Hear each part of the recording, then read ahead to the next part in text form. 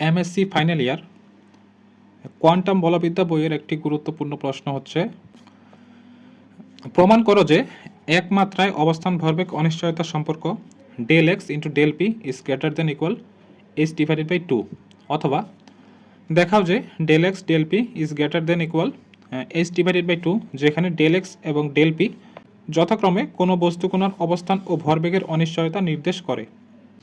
আমরা এখন এই সমস্যাটিকে সমাধান করব। আমরা জানি কোনো চলক এক্স এর অনিশ্চয়তা ডেল এক্স হচ্ছে গড় বিচ্যুতির বর্গের গড়ের বর্গমূল। অর্থাৎ কোনো একটি চলক যদি এক্স হয় তাহলে এক্স এর অনিশ্চয়তা ডেল এক্স হচ্ছে এই চলক এক্স এর গড় বিচ্যুতি বা গড় ব্যবধান বা গড় পার্থক্য, যেটাই বলি।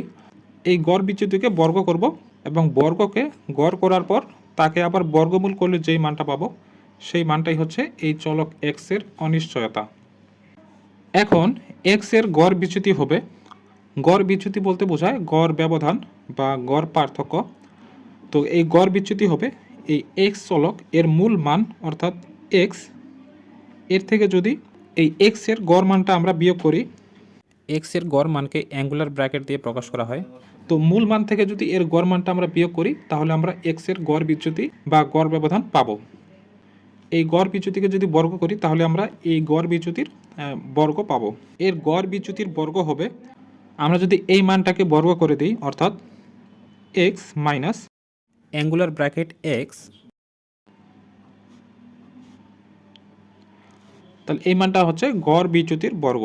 এখন এই বর্গের যদি গড় বের করি তাহলে আমরা লিখতে পারবো এর গড় বিচ্যুতির বর্গের গড় হবে, আমরা যদি গড় বিচ্যুতির বর্গের মানটা লিখি আগে এক্স মাইনাস, তো এই মানটা হচ্ছে গড় বিচ্যুতির বর্গ। এখন এইটার দুপাশে যদি অ্যাঙ্গুলার ব্র্যাকেট দেই তাহলে এটা হচ্ছে গড় বিচ্যুতির বর্গের গড়।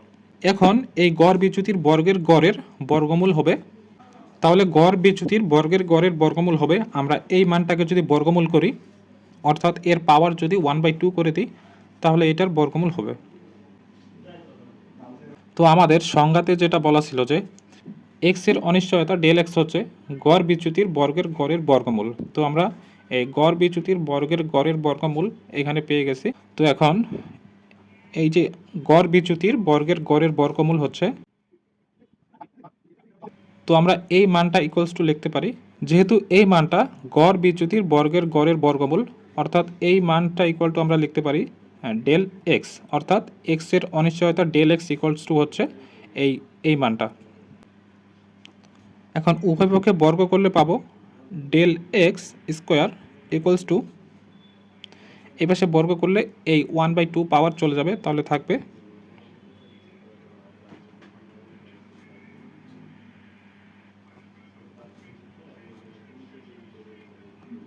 তো আমাদের এই ডেল এক্স হচ্ছে অবস্থানের অনিশ্চয়তা। একইভাবে আমরা ভরবেগের অনিশ্চয়তা, তো এই ডেল এক্স যেহেতু আমাদের অবস্থানের অনিশ্চয়তা অর্থাৎ ডেল এক্সকে আমরা এইভাবে লিখতে পারি, এবং অনুরূপে আমরা যদি ভরবেগের অনিশ্চয়তা ডেল পিকে সংজ্ঞায়িত করি তাহলে লিখতে পারবো del P square equals to, এখানে এক্স এর স্থলে পি বসাবো,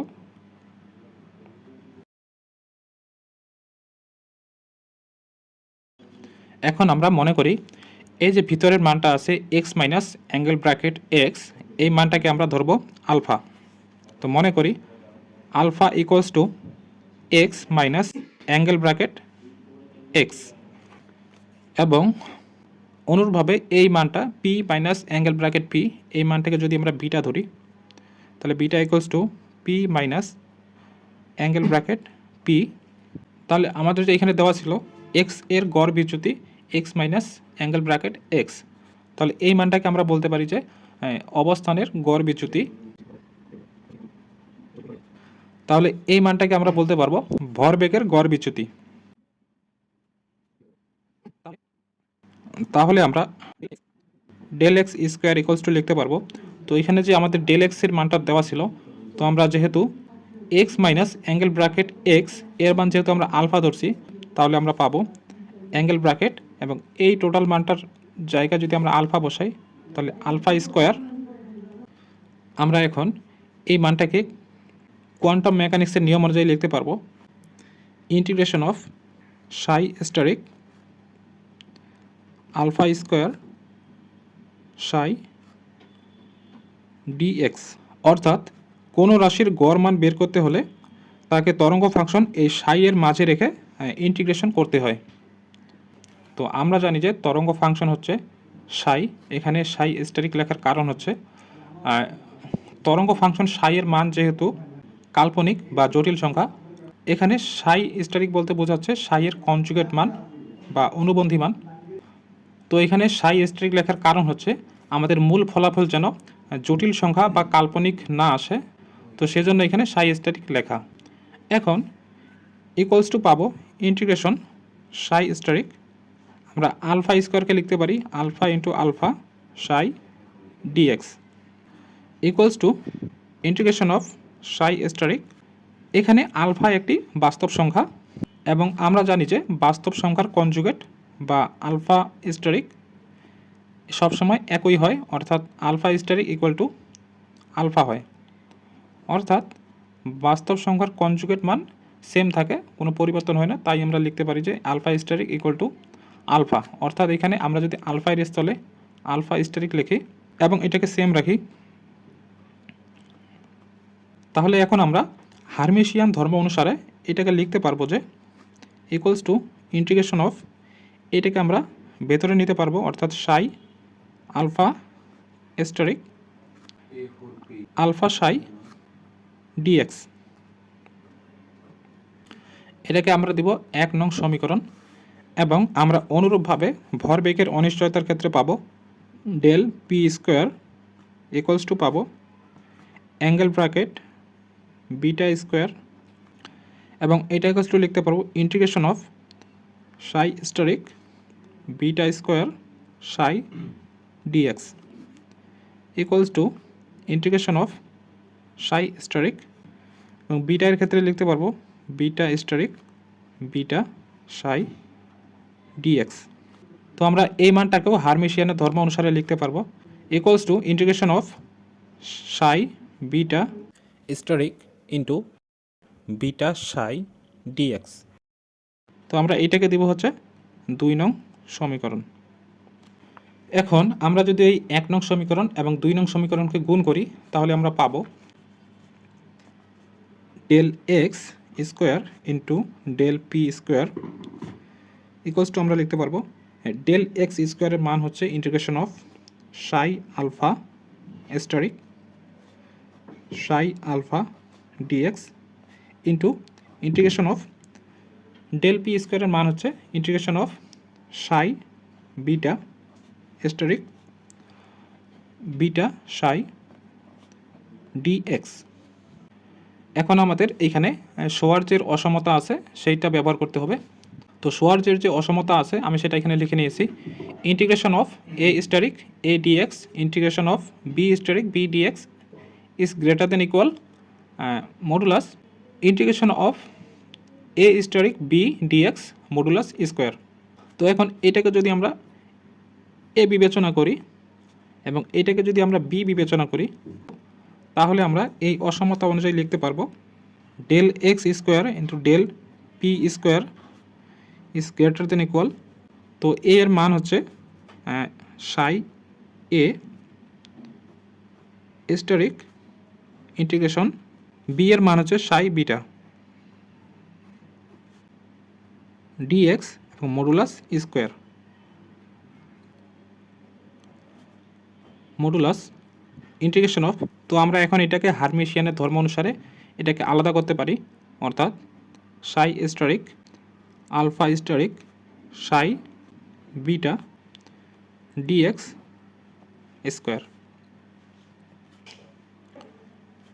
ইন্টিগ্রেশন অফ সাই স্ট্যাটিক। আমরা আগেই ধরেছিলাম যে alpha static equals to alpha, তো আমরা এখানে আলফা স্ট্যাটিকের জায়গায় শুধু আলফা বসাইতে পারি এবং বিটাটাকে আমরা সামনে নিয়ে আসতে পারি। যেহেতু বিটা একটি বাস্তব মান, তো বাস্তব মানকে আমরা বাস্তব মানের জায়গা পরিবর্তন করতে পারি। তো বিটাকে সামনে নিয়ে আসলে এখানে হবে psi dx modulus square modulus integration of psi static. এখন এই আলফা বিটাকে আমরা লিখতে পারি হাফ গুণ করে লিখতে পারি alpha beta plus alpha beta psi DX square. তো এখানে লিখতে পারবো modulus integration of psi asterisk half.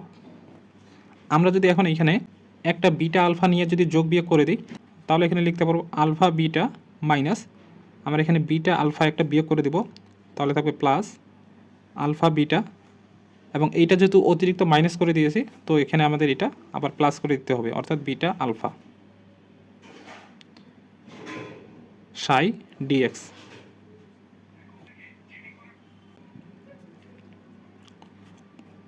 Integration psi asterisk, এখন আমরা এটাকে দুইটা পার্টে বিভক্ত করব, অর্থাৎ half into alpha beta minus beta alpha plus half into alpha beta plus beta alpha psi dx modulus square. এখন আমরা যদি এই দুইটা পার্টকে আলাদা করি, তাহলে আমরা লিখতে পারবো integration of psi asterisk half alpha beta minus beta alpha, এর সাথে গুণ আছে সাই ডিএক্স প্লাস, এবং এখানে লিখতে পারবো এটা যদি লিখি integration of psi asterisk half alpha beta plus beta alpha, এবং এর সাথে সাই ডিএক্সটা গুণ আছে মডুলাস স্কোয়ার। এখন যদি আমরা হাফটাকে বাইরে নিয়ে আসি, তাহলে যেহেতু স্কোয়ার আছে, তো আমরা এটাকে লিখতে পারবো 1/4 modulus integration psi asterisk alpha beta minus beta alpha psi DX plus, এখানে যদি একইভাবে আমরা হাফটাকে বাইরে নিয়ে আসি স্কোয়ার থাকার জন্য, এখানে হবে 1/4 integration of psi asterisk alpha beta plus beta alpha psi DX square. এখন যেহেতু আমরা ডেল এক্স এবং ডেল পি এর সর্বনিম্ন অনিশ্চয়তা বা সর্বনিম্ন ভুল বের করব, তাই এই ডেল এক্স এবং ডেল পি এর মান সর্বনিম্ন তখনই হবে যখন আমাদের এই মানটা 0 হয়ে যাবে, অন্যথায় আমাদের এই ডেল এক্স এবং ডেল পি এর অনিশ্চয়তার মান h/2 অপেক্ষা অনেক বেশি হবে। তাহলে আমরা যদি এই অংশটার মান 0 ধরি, অতএব লিখতে পারবো আমরা del x square del P square is greater than equal 1/4 modulus integration of psi asterisk alpha beta minus beta alpha psi dx modulus square. আমরা এটাকে দেব 3 নং সমীকরণ। এখন আমরা এখান থেকে আগে এই alpha beta minus beta alpha এর মান বের করব, তারপর এর সাথে সাই গুণ করে এর মান বের করব, এবং পরবর্তীতে এইখানে এই মানটা বসিয়ে দেব। তাহলে আমরা এই ডেল এক্স এবং ডেল পি এর অনিশ্চয়তার মান বের করতে পারবো। তো এখন alpha beta minus beta alpha এর মান আমরা পাবো। আমরা আলফা এর মান ধরেছিলাম X minus angle bracket X, এবং বিটা এর মান ধরেছিলাম P minus angle bracket P minus beta এর মান এটা P minus angle bracket P into X minus angle bracket X. এখন যদি আমরা এটাকে গুণ করি, তাহলে পাবো x P minus x angle bracket P minus angle bracket x P, এবং minus minus plus angle bracket x angle bracket p. একইভাবে যদি আমরা এখানে গুণ করি, তাহলে এখানে হবে minus P x minus plus minus মিলে হবে plus p angle bracket x, আবার মাইনাস মাইনাস এবং এখানে প্লাস, তাহলে হবে plus plus angle bracket p x minus minus এবং মাইনাস মিলে হবে আবার মাইনাস, তাহলে হবে angle bracket P angle bracket x. তো এখানে এক্স এবং পি হচ্ছে অপারেটর। তো এই এক্স এবং পি অপারেটর হওয়ার জন্য এরা একে অপরে স্থান পরিবর্তন করবে না বা কমিউট করবে না, অর্থাৎ এক্স পি ইকুয়াল টু আমরা পি পি এক্স এটা লিখতে পারবো না। এবং আমরা জানি যে এক্স এর অ্যাভারেজ ভ্যালু এটি হচ্ছে একটি বাস্তব মান এবং পি এর অ্যাভারেজ ভ্যালু এরা উভয়ই হচ্ছে বাস্তব মান। তাই এই বাস্তব মানসমূহ জায়গা পরিবর্তন করতে পারে বা কমিউট করতে পারে। অর্থাৎ আমরা x P equals to P x এটা আমরা লিখতে পারবো। তো আমরা এখানে লিখতে পারবো এক্স পি, এখানে এক্স এবং অ্যাভারেজ ভ্যালু পি এই মানটার সাথে এই মানটা কাটা যাবে, যেহেতু অ্যাভারেজ ভ্যালু পি এবং অ্যাভারেজ ভ্যালু পি আছে এখানে। তো এই অ্যাভারেজ ভ্যালু পি যদি জায়গা পরিবর্তন করে তাহলে এই দুইটা আমরা কাটে দিতে পারবো। এইখানে সেম কারণে এইটা এবং এইটা কাটা যাবে, যেহেতু এই অ্যাভারেজ ভ্যালু এক্স এই মানটা কমিউট করবে বা জায়গা পরিবর্তন করতে পারবে।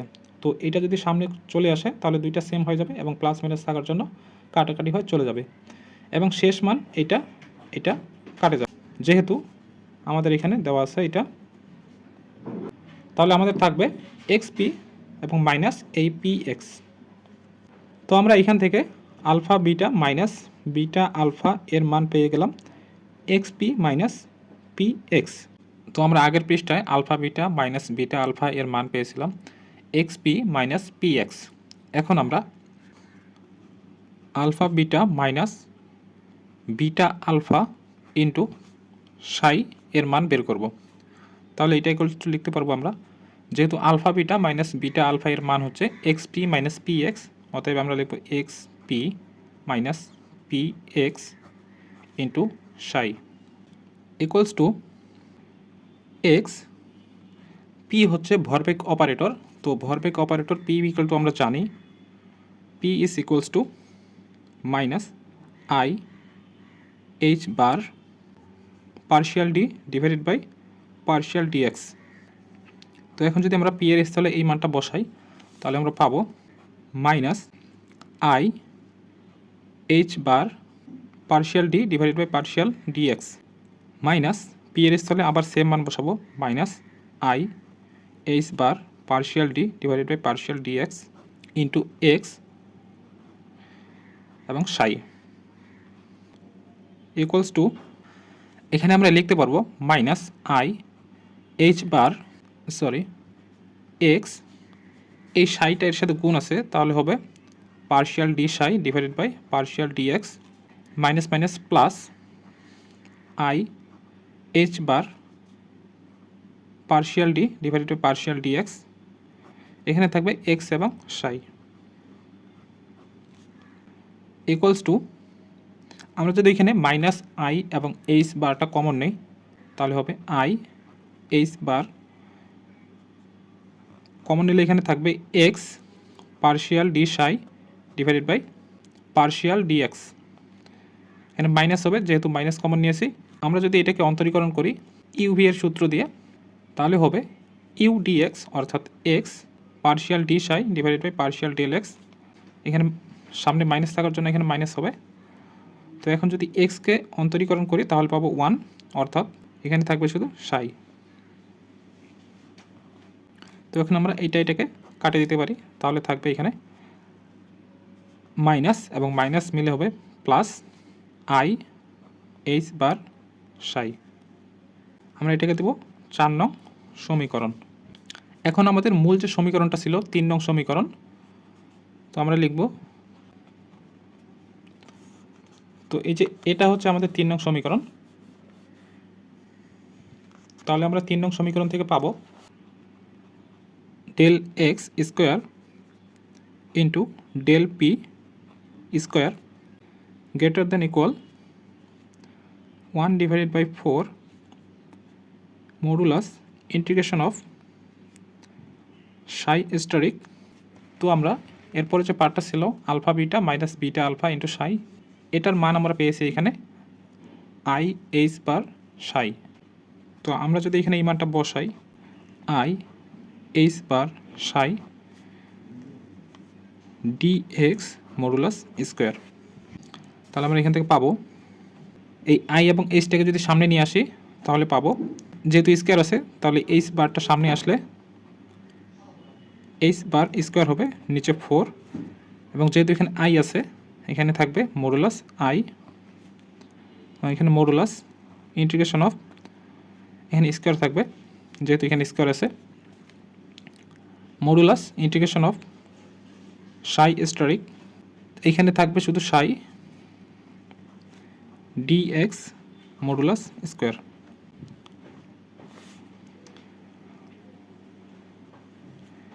H bar square divided by 4, আমরা জানি যে modulus I square equals to 1, তাহলে এইটার জায়গায় 1 বসবে।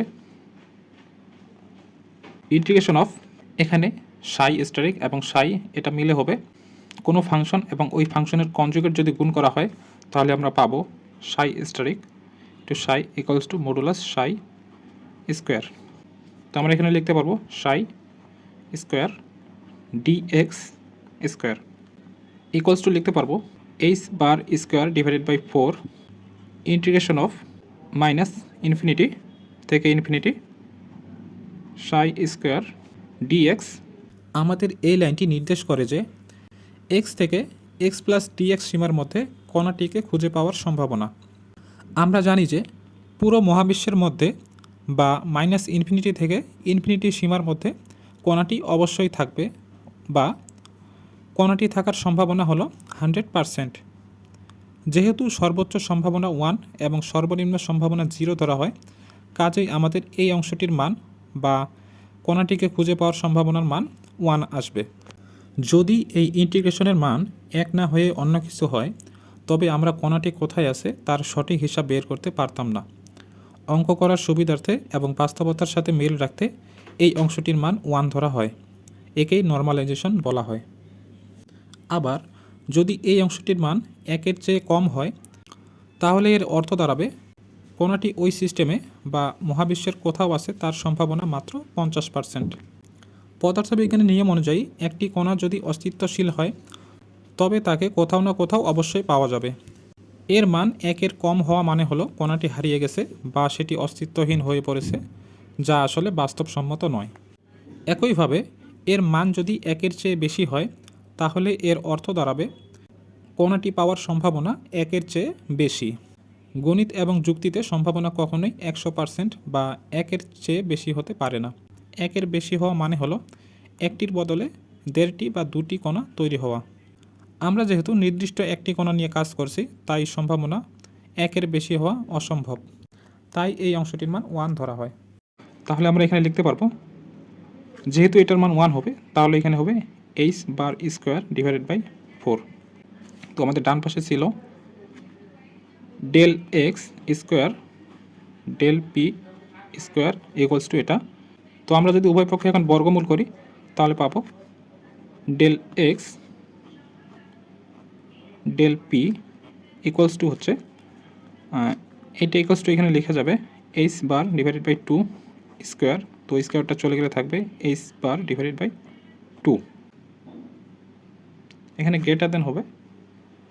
তো আমাদের সমস্যাটি প্রমাণ হয়ে গেছে, অর্থাৎ কোনো বস্তু কণার অবস্থান ও ভরবেগের অনিশ্চয়তা is greater than equal h bar divided by 2।